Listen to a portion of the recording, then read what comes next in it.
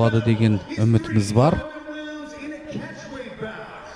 Нематтың сабмишнмен 7 мәрте жеңгенін ескеретін болсақ, бұл кездесуде де Немат қазір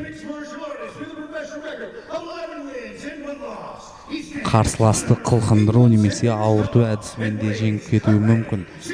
Анзор 23 жаста ғана, бірақ 23 жасына қарамастан Ахмат клубының өкілі әжептәуір табыстарға қол жеткізген, әжептәуір көрсеткіштерге қол жеткізген деп айтқанымыз дұрыс шығар.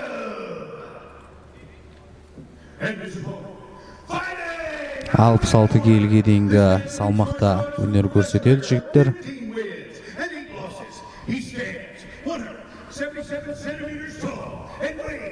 Нематтың көрсеткіштері Абдурашидов.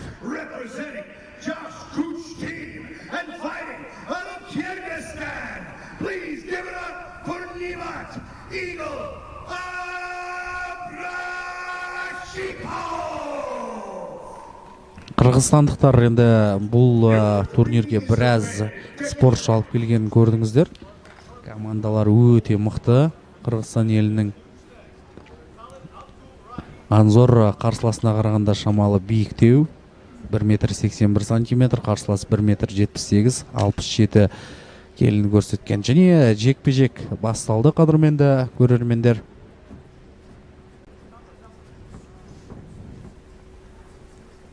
Ресейлік спортшы Солақай қазір оң қолына да ауысты.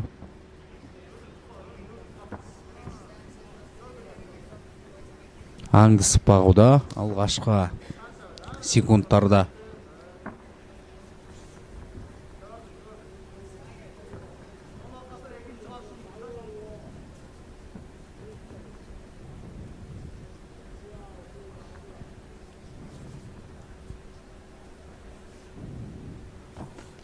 Бірінші соққыны Анзор Абдулхожаев жасап отыр. 2 сериялы соққы еді. Алайда қарсыласына дәл тимеді.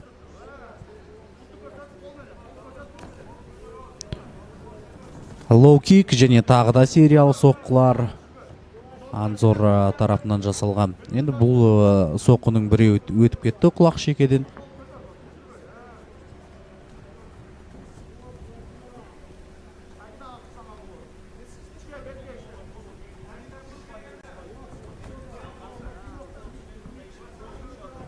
Немат тарапынан бір нақты әрекеттерді көріп жатқанымыз жоқ. Әзірше қырғызстандық спортшы тек бақылауда, күтуде. Міне тағы қараңыздар, кросс соққысы Анзор Абдулхожаев тарапынан жасалған.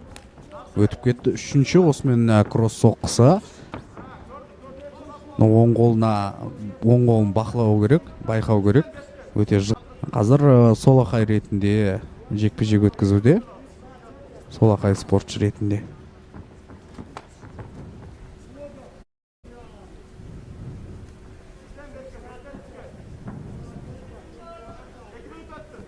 Екі минут өтті. Анзордың 3 кросс соққысынан басқа біз міне құлаштай ұрды Немат, бірақ дәл тиген жоқ.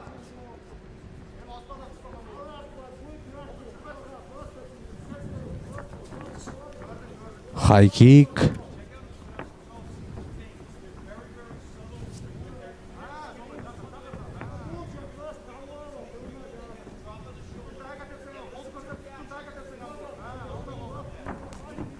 Лоу-кик. Міне екеуі деңгейлес спортшылар. Тәжірибе жағынан сөзсіз Нематтың жоғары екенін айттық, тәжірибесі көп екенін айттық, бірақ қазір Анзорда қалпақпен ұрып алатын оңай қарсылас емес екенін көрсетіп отыр. Айры қалпақты ағайындарымызды.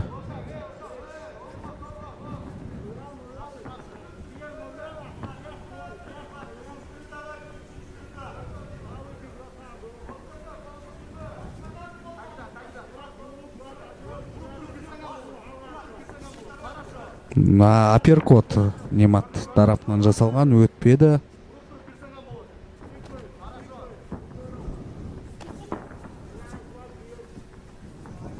Әзірше керемет белсенді емес. Мидл кик Абдулхожаев тарапынан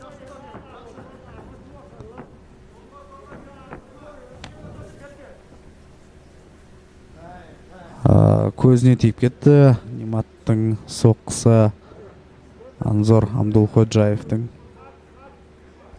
Үзіліс, дәрігерлерде бір тексеріп алу керек. Жоқ, дәрігерлерсіз қазір жағдай жақсы. Жекпе-жекті ары қарай жалғастыра алады. Бірінші раундтың аяқталуына қазір 1 минуттан шамалы ғана көп уақыт бар.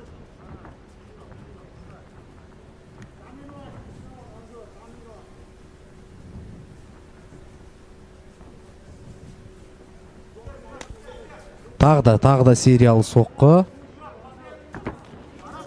Анзор тарапынан жасалған. Өтпей жатыр. Міне енді Немат бастады. Өз әрекеттерін қарсыласының аяғына кіріп көрді. Тордың жанында бақылап ұстап отыр.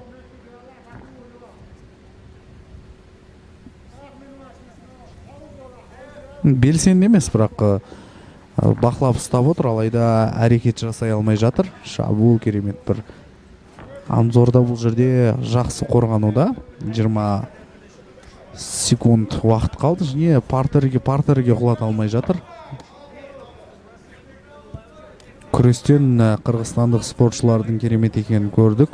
Бағана Рысқұлбек Ибраимов те әдемі қарсыласын партерде толық бақылауда ұстап, жекпе-жекті өзінің пайдасын аяқтаған еді. Соңғы раундтарда ғана бірінші раундтың Немат Абдрахманов белсенді болды. Енді осыны бір есептейтін болсақ, алдында 3-1 Анзор Абдулходжаевтың кросс соққылары өткен.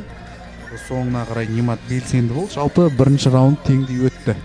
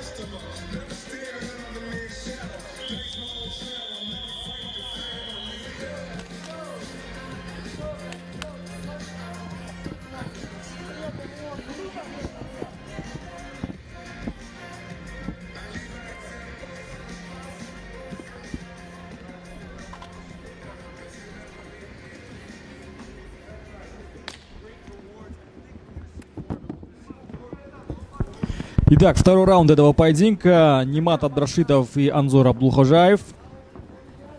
Между прочим, как уже было сказано ранее, Анзор Абдулходжаев сейчас ведет серию из 2 побед подряд именно в рамках турниров Brave Combat Federation. И более того, он одолел Роналдо Ди, соперника, точнее бойца, который будет сегодня драться в рамках мейн-ивента. 30 секунд с начала второго раунда. Все так же картинка поединка особо сильно не изменилась с начала первого раунда. Все так же Абдулходжаев, Анзор пытается прессинговать, пользуется длиной и размахом конечностей. Хайкик только что пытался нанести, но в защиту пришелся удар. Немат Абдрашитов пока что выцеливает.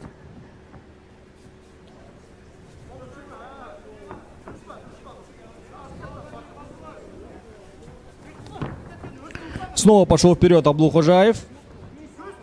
Напоминаю, что у этого спортсмена 11 побед и 1 поражение, 4 победы одержанным нокаутом. Снова низкий лоу-кик в исполнении спортсмена из России.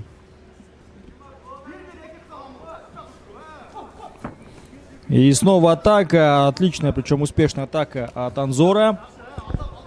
Да, пока что не может найти свою дистанцию Абдрашитов. Очень здорово разрывает Абдулходжаев. 181 сантиметр рост у спортсмена из России. Лукик по внутренней части бедра Абдрашитов смог нанести. Пытался сейчас пробить левый джеб и правый кросс, но не получается. Отвечает уже правым боковым Абдрашитов. Пошел в ноги сейчас Абдулходжаев, и осталась шея в захвате. Сможет ли Немат что-то предпринять из этой позиции? Закончить бой, возможно, удушающим приемом, однако захват уже смог разорвать Анзор. Напомню, что у Нимата 7. И теперь сам уже Анзор пытается провести удушающий прием. Сможет ли выйти Нимат из этой позиции? Смог все-таки выйти, но тем не менее. Здорово сейчас правый, боковой сейчас буквально из выхода из клинча. Пытается закончить бой досрочно. И Нимат Абдрашитов одерживает досрочную победу. И Нимат Абдрашитов, выходя из клинча, смог нанести правый оверхенд. Я надеюсь, что нам сейчас в повторе, да, как раз таки, обратите внимание. Да, левая часть оказалась полностью открытой, без защиты. И тут просто дело осталось за малым закончить бой именно в партере. Не скажу, что это был апсет, но тем не менее, вот сейчас перед началом этого поединка Нимат Абдрашитов выглядел именно андердогом в этом поединке. Анзор Абдулхожаев терпит свое второе поражение в карьере и первое поражение нокаутом.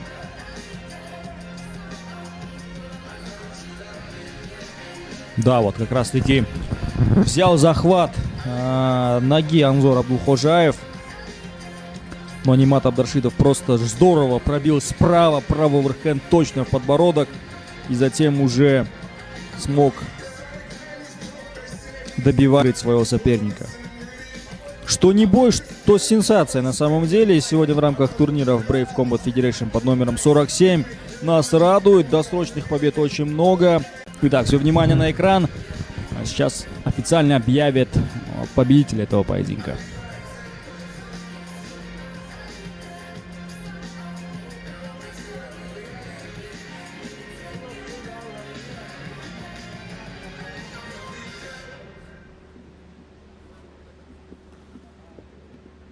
All right, Brave Nation, another incredible battle inside the Brave CF47 cage. This comes to an end at 2 minutes and 27 seconds of the second round. Your winner by TKO from Kyrgyzstan, Нимат Игорь Абдрашитов.